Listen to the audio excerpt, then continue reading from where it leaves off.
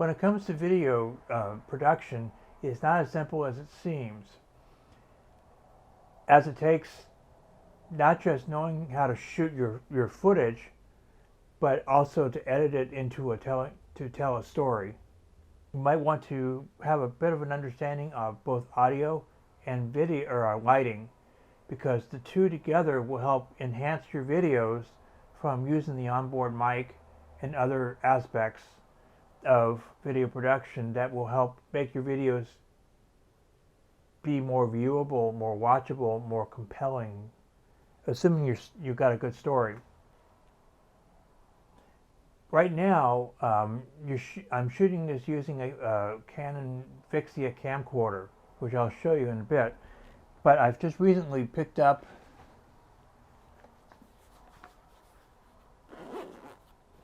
a GoPro.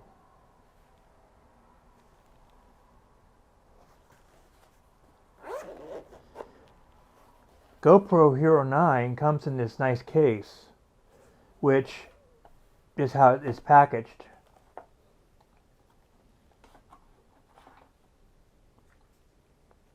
And here is the camera. What you see on it right here, this is the microphone, and this is the media mod, which I just got this week. I bought it mostly because it's got the cold shoe here and a cold shoe here. The reason I did that is more the fact that this allows me to mount things like a light, a monitor, or microphones, i.e. wireless microphones. Plus, on the back, it has the three ports, which are covered by these little doors. This lower one is a 3.5 millimeter TRS jack. This jack allows me to plug a microphone. This is the USB port. This allows me to have a place to plug in for charging or for whatever else is necessary, because the built-in charger that's on this side of the camera has been usurped by the cage itself, the media mod. And then you have micro HDMI. This, I think, will allow you to a clean HDMI signal out, so you can use this as a webcam if you want. And there is software that allows you to use it for that purpose. But on the bottom, the GoPro mount, is what they're officially referred to, are these little tabs that have holes that mount to the various mounts, such as this. And then you screw it with a, what is it, there.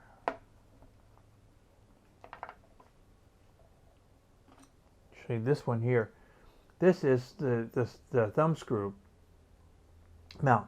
This is a clip that mounts to here, like, actually, use this one.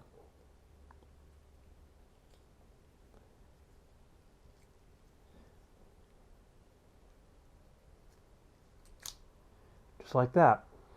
This is what they call a tripod mount, and it's a clip mount. This way you can use this with this guy, and you can go from here, which would be, say, mounted to a helmet, because it's got the curved bottom that you can see. It's curved on the bottom. Anyway, you can clip it to move it from here, while this is mounted to a helmet, or there's a flat version that you can mount to, say, your windshield inside. And then mount it to here.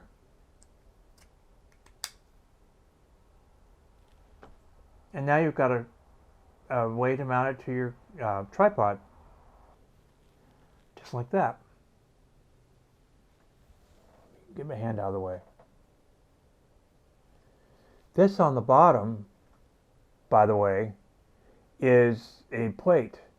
It's called a quick release plate. And it's a quick release plate because it allows you to mount this quickly to your tripod. And I did that using a tripod system that, or it's a ecosystem basically. Basically, this guy is called an Arca Swiss. It was a company that developed this particular mount or clamp back in the 1980s. And this allows me to put it on and mount it just like that. Quick and easy. This tripod and the one that the Canon is on have their own quick release mounts, but they're not compatible with each other. This way, I can mount this camera onto just about any other tripod that has this basic type of Arca Swiss clamp, which is what I wanted. So I want to be able to grab whatever tripod is handy, use it to that, and or have two cameras on a tripod, or one on each tripod. And I bought the GoPro, and I've been kind of thinking about the possibility of getting one for quite a while. It's finally made the decision to do so when they were having a sale on the Hero 9 back in March, where you can pick this up for $399 or $345. That's $299 plus $50 for the GoPro subscription. What does the GoPro subscription give you? It gives you up to three camera replacements should one get broken in a year. It allows you a discount on accessories. This is about $80 accessory. I paid $55.98, I think it was, for it last week. So this becomes a little bit more reasonably priced, especially if you're on a meager budget like I am. And then you also got free uploading to the cloud for backups. So it has its perks, and I think it was well worth doing for at least this year. I can upgrade next year and pony up an extra $50 next year if I need it. I can drop it at that point. But for now, that's what I have, and that's how I was able to get my GoPro for $345 or $350. And I've picked up several accessories, which I would consider well worthwhile purchases. They will help enhance your GoPro, make it more usable. First one is this guy.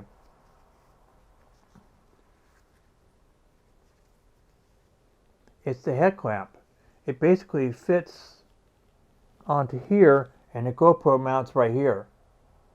That way I can be standing at the stove, using both hands to cook meal, and I'm shooting from the GoPro that's mounted to my head. The first accessory that I actually purchased was this little mini tripod. The GoPro will mount to this, as you can see, and it can also can double as a handle, a grip. It was $20, and you got this guy and this in the kit. Like I said, it's $20. It gives. This offers you a 1/4 inch 20 pitch thread screw mount, so you can screw this into your tripod, which is the standard, by the way, for tripods, for most tripods. For large, medium and large format, you're probably using the 3/8 inch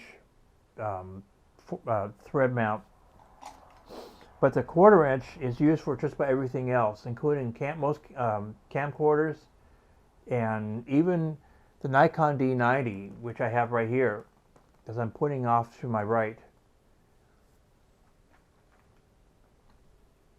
So that's this, and Canon will be coming up here in a minute. But I use two cameras for the simple reason of you can have one be designated as your main camera with microphone or with a lavalier, either wireless or with a shotgun microphone, and you can capture audio, whatever, with it, and then have a second camera off to the side running simultaneously for B-roll. And B-roll is really nothing more than a camera that dedicates itself to just the video.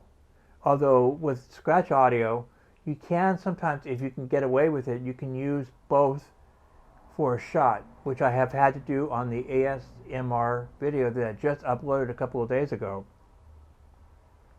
where there were places where the Canon, which was locked down on the tripod, was actually close enough that I could actually get decent enough audio used from it and use just a few seconds of it to capture for video from a different angle while I was mowing my lawn. And there were also a couple of places where when I was weeding in my flower bed out here, I was able to do much the same, and then kind of sort of sync up the audio and there. But anyway, you can do it that way, or you can take a B-roll camera, say a nice quality camera like a Fuji camera or a Nikon Z6 or Z7 or the Z50, which are mirrorless cameras, and put a nice lens on them and get some really pretty cutaway shots. Cutaway shots can be nothing more than you're shooting an interviewer and an interviewee, and the interviewee talks about palm trees, for instance. You can go grab a shot of palm trees if you have any nearby. Otherwise, you can grab stock footage for that and then just insert it over your audio. So that's what I do for two camera operations. Now, many people out there using something like the GoPro or a single camera will lock the camera down, and then they'll do jump cuts, and in the process they'll put a push in or a crop.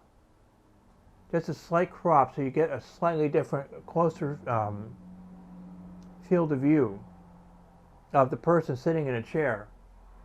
And that's what Legal has done with a lot of his footage, is using a single camera and doing it that way.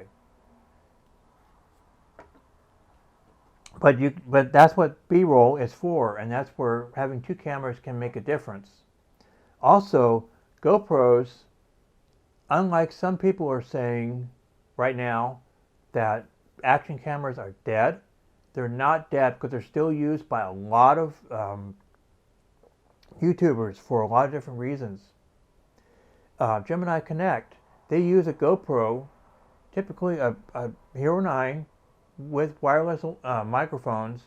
They vlog with the GoPro. For cutaway footage and pretty scene footage, B-roll footage, they'll use their Fuji camera for that. Kenji Lopez mounts one to his forehead using this, and he'll have a second one on a clamp with the gooseneck, very much a single version of this guy.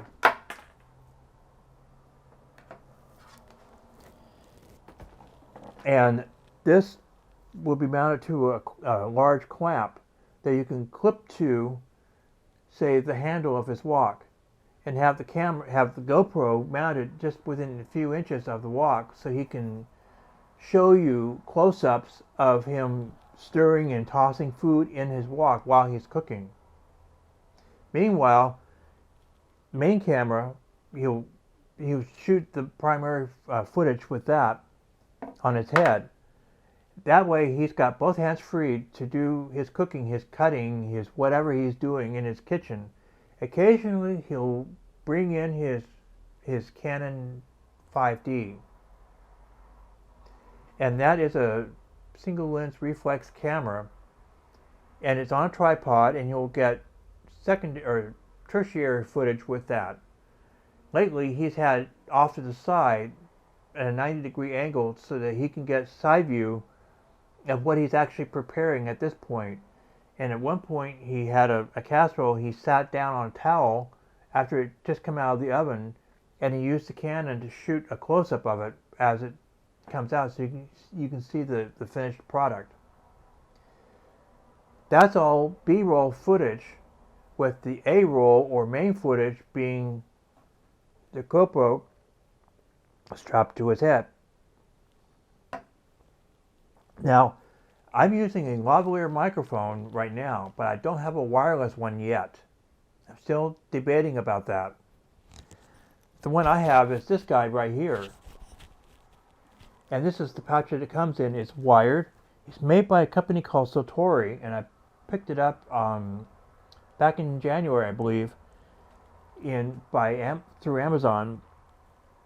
And I chose it for a couple of different reasons. One is this switch. On the side, it has camera and it has phone. The difference is for phones like this guy, and it has a phone jack on the bottom. It requires a TRRS, that is tip, ring, sleeve. And for cell phones, that is a requirement. And all this does, when plugged into phone, it turns on the second sleeve, or the second ring. So you have a TRRS plug. In camera, it's a TRS plug, as tip, ring, sleeve. So you can use it both ways. And it's self-powered, meaning it has a battery in here. And it uses a USB to charge it. And the rest of it is corded, so you have to plug it into the camera. I bought a new grill, and you see me assembling the grill. But what you don't see is this 3 or 4 times where I was actually stepping on the microphone cord. So at some point I will be getting a wireless lavalier for that. I'll also look into a shotgun that I can mount to this as well. These are the USB. This is the USB that comes with this guy. This is the GoPro battery and charger. I bought this a few weeks back because I knew I was going to need a second battery for the GoPro, because the battery on here is only good for maybe an hour if you're lucky. However, I would also recommend you turn off the GPS. It's not necessary, and it will reduce the battery drain. And it actually works pretty well that way, because I actually was able to use this when I was out working in the yard. With fresh battery, I can use it for almost a full 2 hours without changing the battery.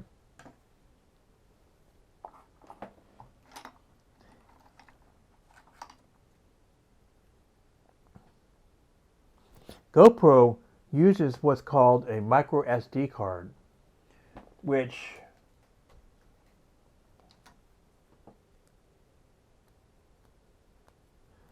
for those of you who aren't familiar, this is what one looks like. It's a tiny little card that fits into this adapter that is the standard SD card adapter. This is the 32 gig card that came with the GoPro as part of the deal. However, I would not recommend 32 gig cards. It's enough to get you going, but I would recommend 64 gigs or greater for the SD cards, because GoPro is good for up to 100 megabits a second, which is quite a lot of file information, and you'll be filling up the card pretty quickly, as I soon found out. I have a 128 gig card in here now, and they seem to do quite a good job and hold quite a bit of video, surprisingly so. This was purchased last summer, and it's not made by Joby. This is, by all intents and purposes, a GPX knockoff.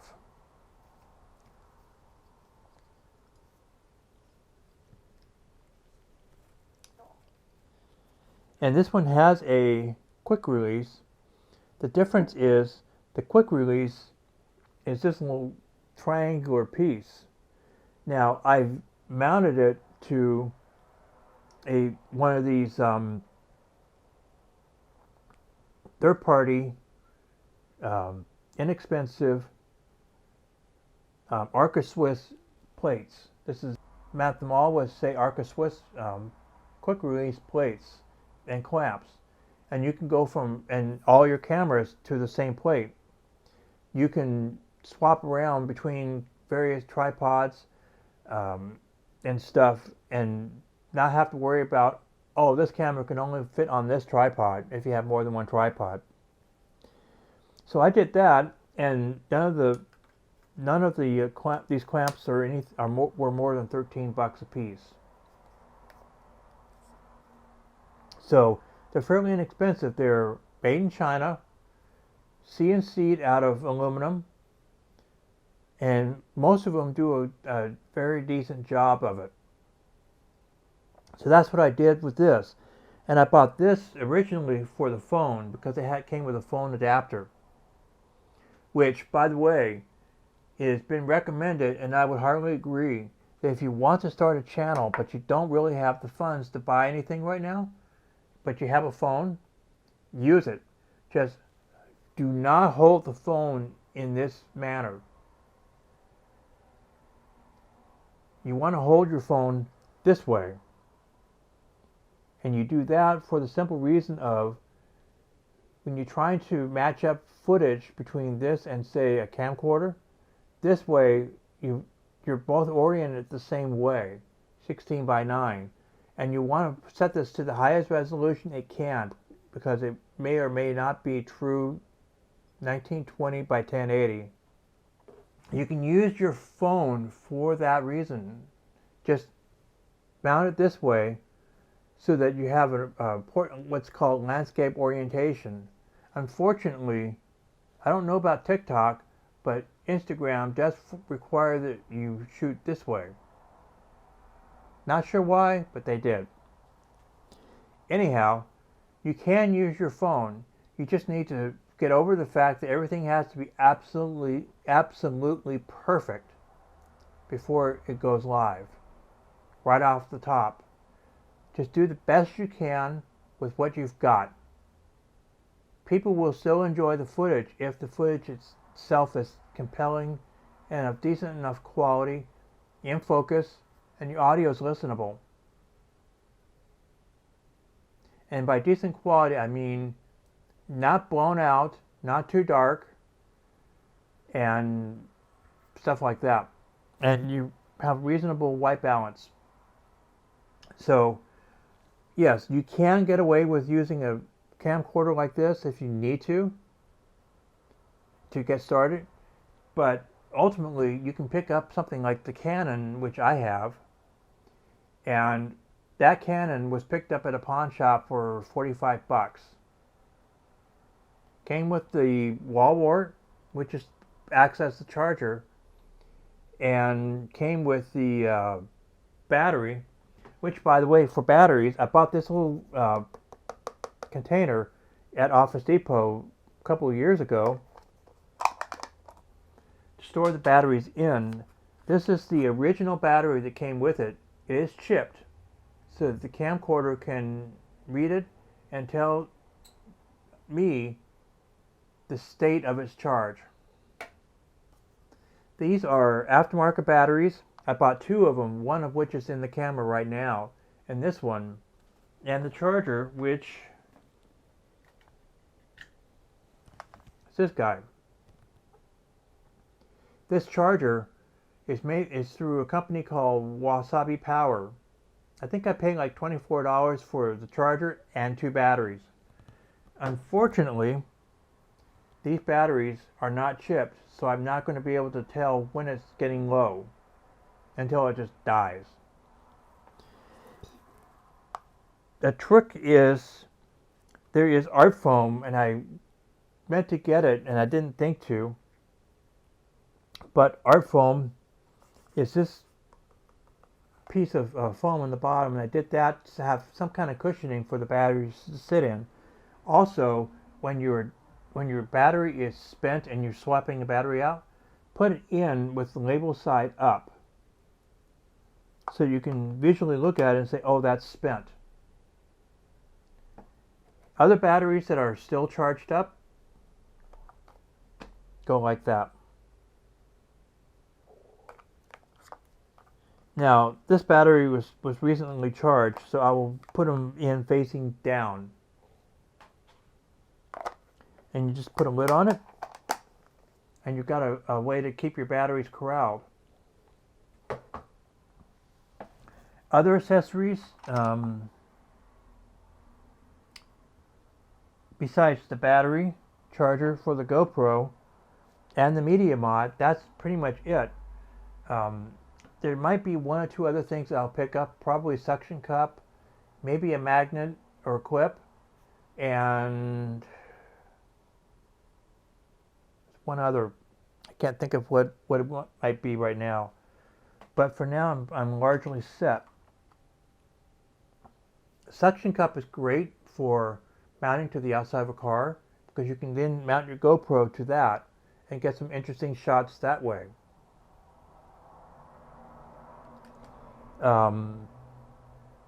The clip and magnetic clamp. The magnet allows you to mount to anything metal temporarily, and the clamp with the articulated arm is great for clipping onto the handle of your skillet for a cooking video. So, and they're not terribly expensive, and that's what I will be looking into when I get to that point.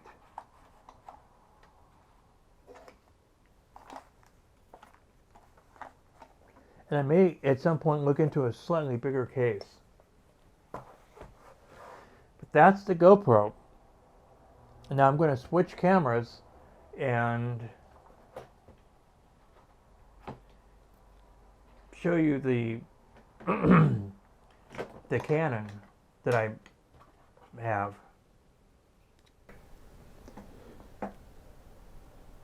That's the Canon. This is the Canon Vixia, which is a line of camcorders by Canon that I picked up in 2019, actually January of 2019, with the idea that I would use it for video use to get my channel going, because I can pick it up for not much, and by not much I mean $45 plus tax. So it was, I think, $53 in change. Anyhow, it has on the side microphone and headphone. That's why I chose this one. They had a Samsung that did not have any provision for an external microphone, because for video you do want to have an external microphone for quality audio, which in the case of for YouTube, having a mic that is close to you, maybe right here, will give you the best audio quality out there without inducing room noise. The room noise being the echo in the room the ambient room echo. So the only downside to this camera is there's no cold shoe or hot shoe on here anywhere, so I cannot mount a light. But there are ways around that. This is good for 1080p up to 60 frames a second, or 1080i, 60 frames a second. The GoPro is good for 5K, up to, I think it's 60 frames. If you're shooting in 1080p, you can shoot up to 240 frames. So that's a little bit more of an advanced camera. And again, I can mount this because it's got the same shoe on the bottom as the GoPro has. I can mount it to this without any real problems.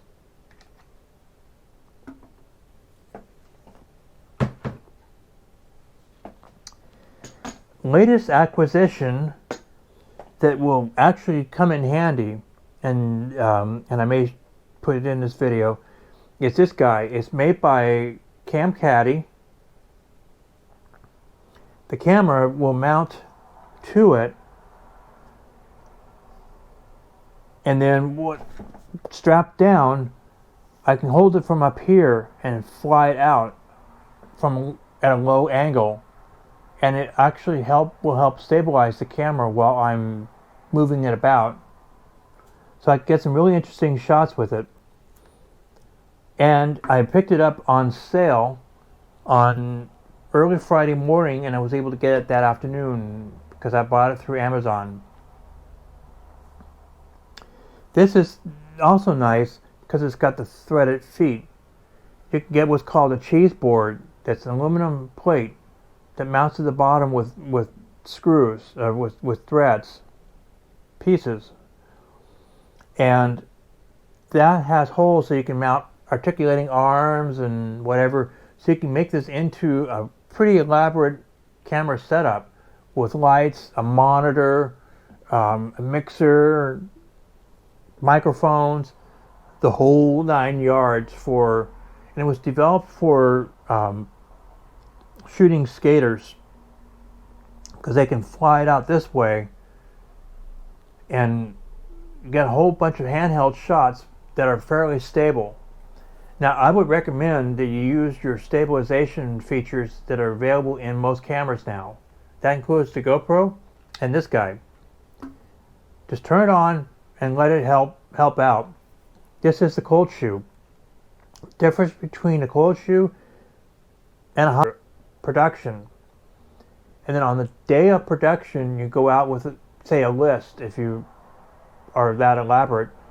And you can say, okay, I'm going to get this shot, this shot, this shot, or as many as I can. And from that, you can get your footage, and then you come back and then you look at your footage to see what you have. From there, you can start to form how you're going to put your footage together into a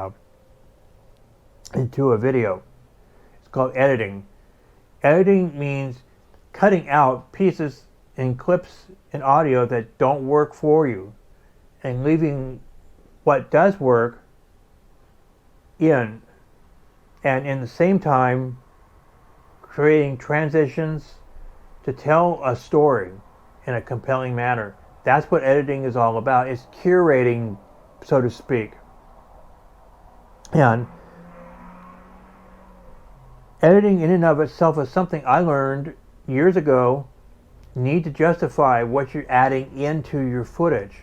In other words, if you're going to use a transition or a wipe, you need to justify it. Jump cuts are generally verboten, frowned upon by professionals.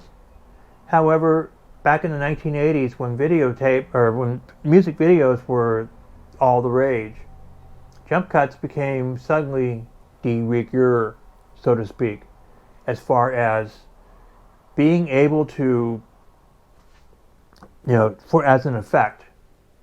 However, some people like Colin Smith of Video Reveals does not like jump cuts.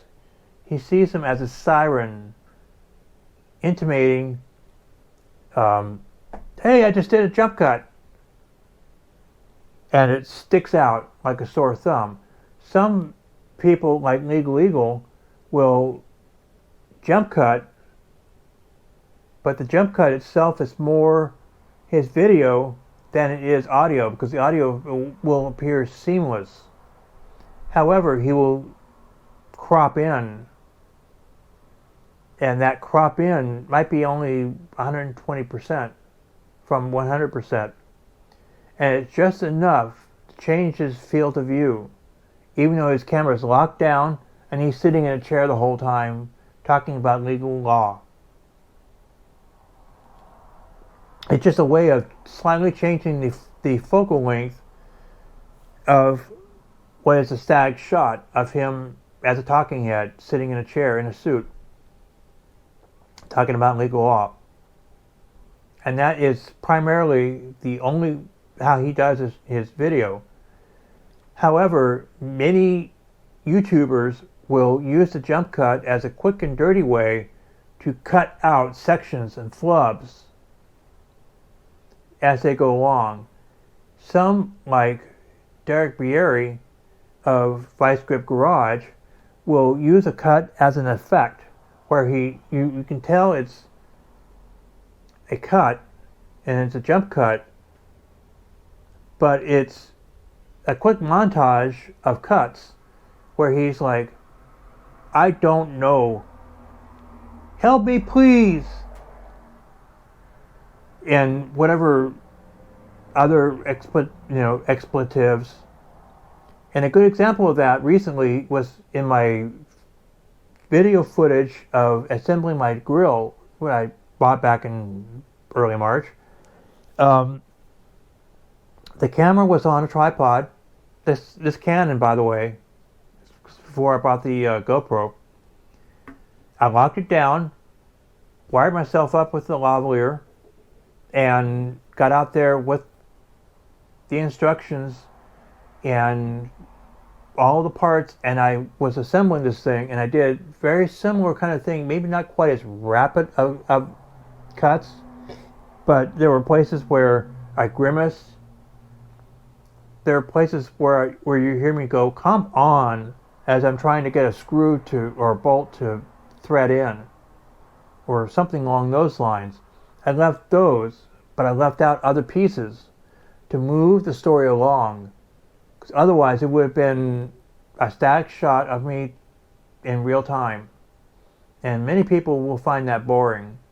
Even I would find that boring.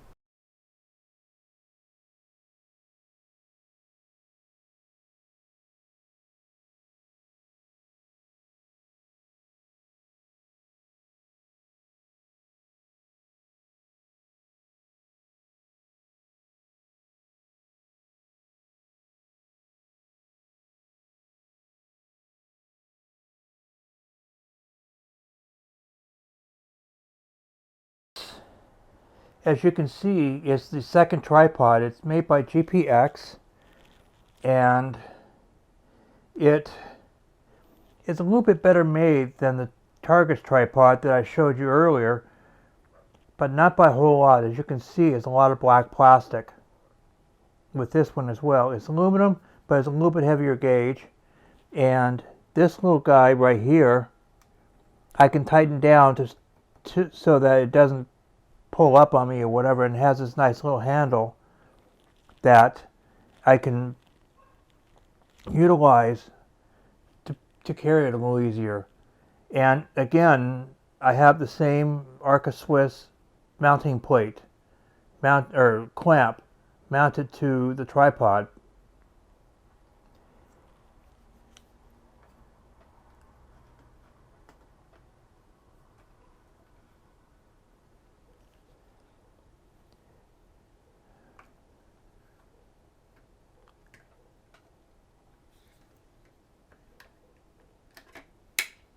Okay, this is the plate.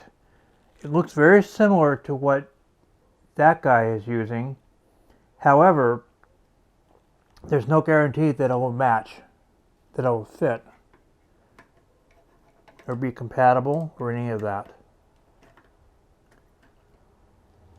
But it mounts this little lever. I pull back and it releases the plate. And then you can just pull back a little bit and then lift up. And it's real easy.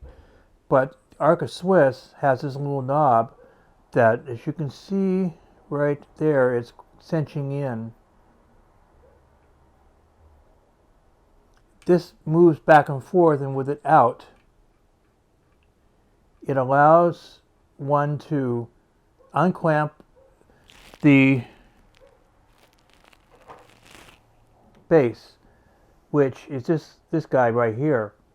These little pins prevent it from sliding out completely. So when I put it in, as long as, even if it's, I just tighten it up a little bit, you can't have it fall off until you tighten down, which is the great about these systems. And there are different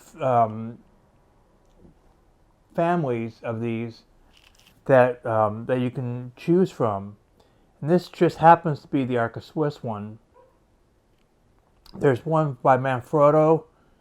There's Peak Design. And Peak Design makes one that can be made compatible with Arca Swiss, but it's made for a clamp that fits on your clamps onto your backpack strap, so you can clip your camera onto it so it stays literally right there. So you can just unclip it, lift off, and you're ready to go. But this is what I chose at this point for this kind of thing. Anyhow, that's this. And next up, I'm going to show you the latest acquisition that I just picked up. It's a wireless lavalier. This latest acquisition, which was just a couple weeks ago, is this wireless lavalier kit called the Lark 150. It's made by a company called Hollyland, and I heard about it through a couple of channels on YouTube, and most notably through Gemini Connect. And it runs on the 2.4 gigahertz frequency spectrum, so it is digital, not analog, and it's only good for, some say 50 meters, some say 100 meters line of sight. Some also say that in the right conditions you might get as much as 200 out of it. 200 meters, that is. But 100 meters is, 50 to 100 meters is about safe. Anyhow, it's a wireless kit, and what you see here is the case that it comes in. And what you have inside, 2 transmitters and a receiver. The receiver, as you can see here, has these 2 knobs which I can infinitely adjust the levels on for each transmitter. And if you look, let me pull these out.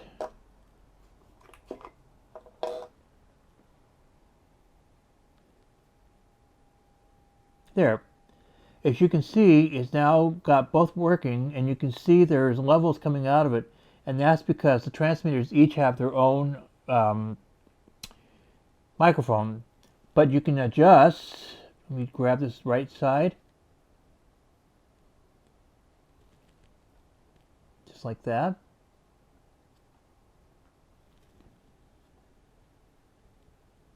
Pull it in a little bit closer.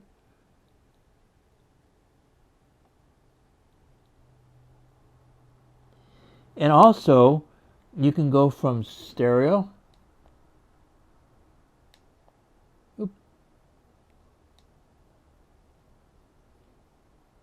There's mono.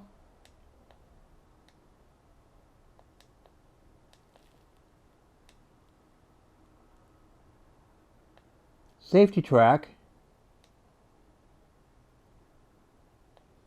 in stereo. Safety track drops the level of one of the transmitters down to, or a channel, down minus 6 dB from where you've set the levels. And that is so that if one track clips, the other track will not. And what you see here is this little symbol means that one transmitter is in mute. Unfortunately, there is not a mute lock. So if you're just careful, you probably shouldn't have that problem. And you have the same thing with these guys. It's on this side. It's power/mute. So you can see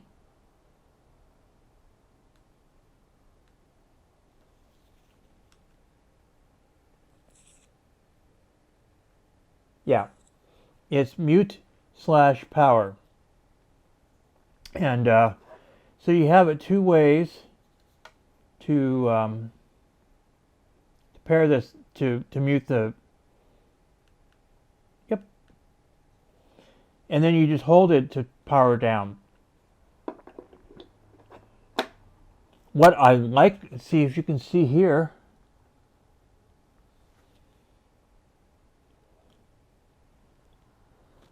it's a very small transmitter. It's smaller than, I knew it was small, but I didn't think it was this small. Anyhow, they all come in this case, and the case itself will pair them up, and it'll allow them to charge. But if you look very carefully right in there,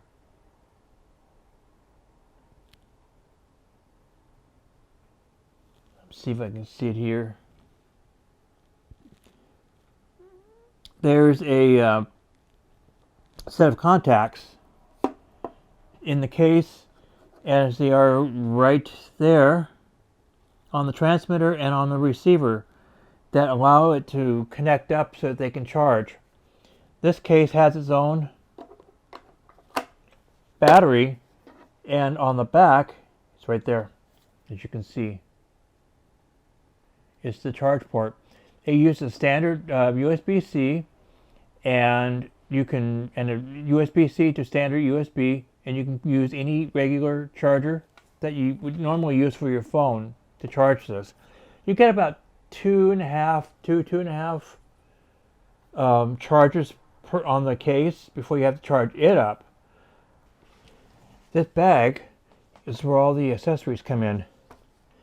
One thing I forgot to show, right up here across the top is a cubby hole where you can keep things. You have two little foam pieces like this,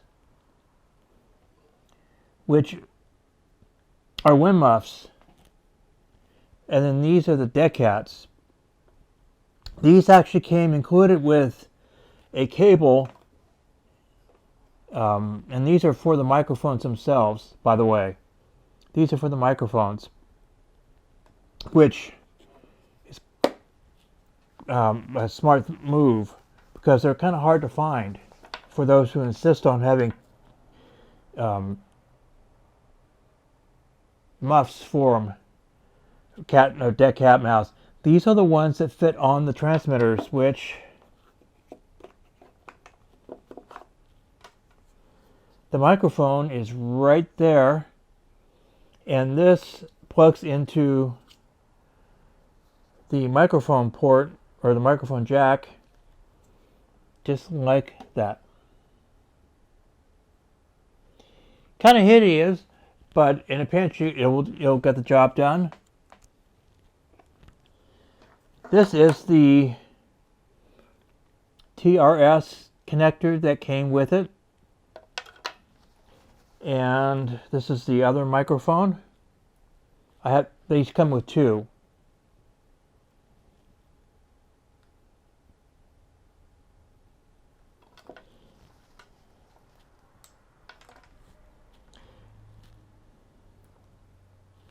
This is the USB that comes with it. And these are the two plugs, one of which is a TRRS which is this guy. It goes from a TRS to a TRRS. And this other one is strictly TRS to TRRS or what's it? Yeah, tip ring sleeve, and this is TRS.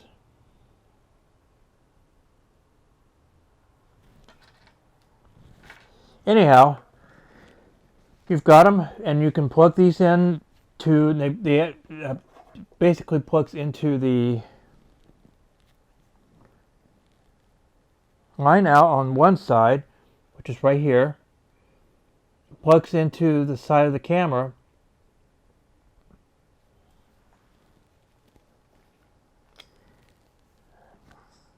yeah,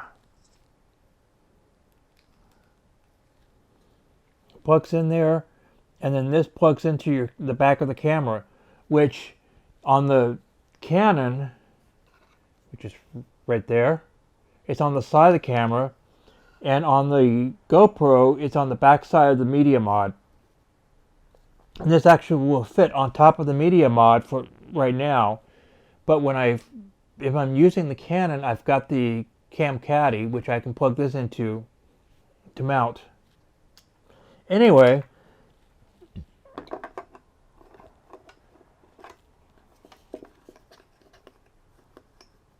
get out of there.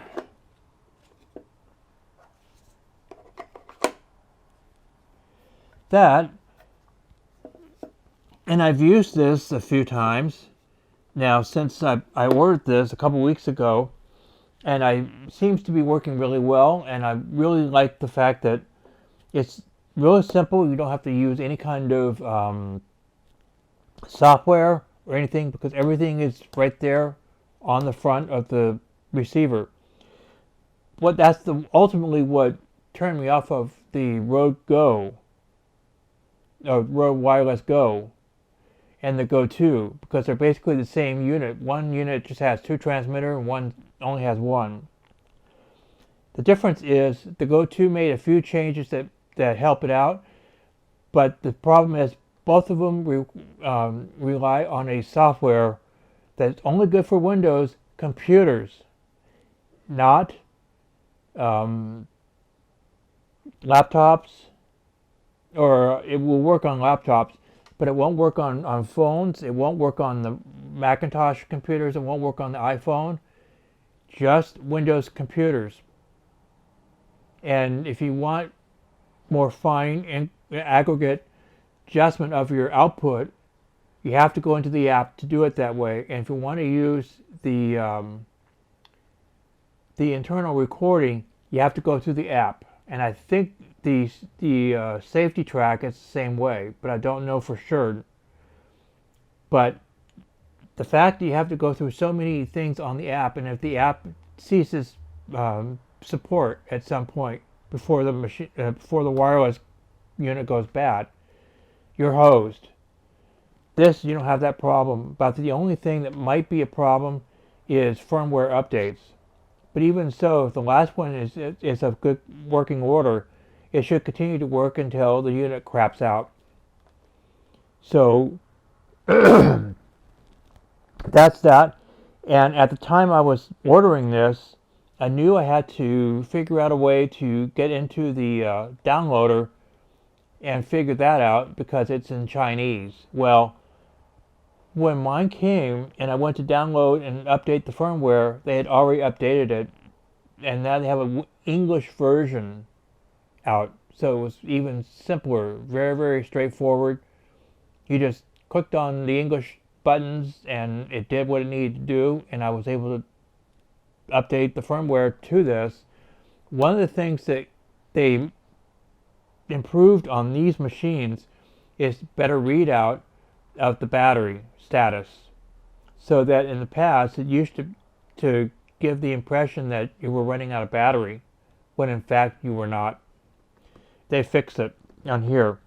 Other than that, it's been a nice little unit from what I've used it for. I've actually used it on the GoPro and had the receiver mounted up on the top of the GoPro, and had the whole thing strapped to my head. And what I discovered is, if you tighten the adjustments on this guy down, it actually works pretty well. It'll hold onto your head pretty decently. So that's the latest acquisition of this, and I'm sure there's going to be a few others down the line, like the grip with the clamp for the GoPro and a couple of other things. But other than that, I'm pretty well set for now, and I might get a portable light for one or both cameras. And I'll get a white card balance thing, a portable one, so I have something white to aim the cameras at to make sure their color balance is correct, white balance is correct. And I'll get a card reader case and probably a new updated card reader. But other than that, I'm pretty well set for the next while. So if you like this video, please hit the thumbs up button, and if you want to subscribe, please hit the subscribe button and ring the bell to be notified. It'll do this channel a world of good, and I'll see you on the next one.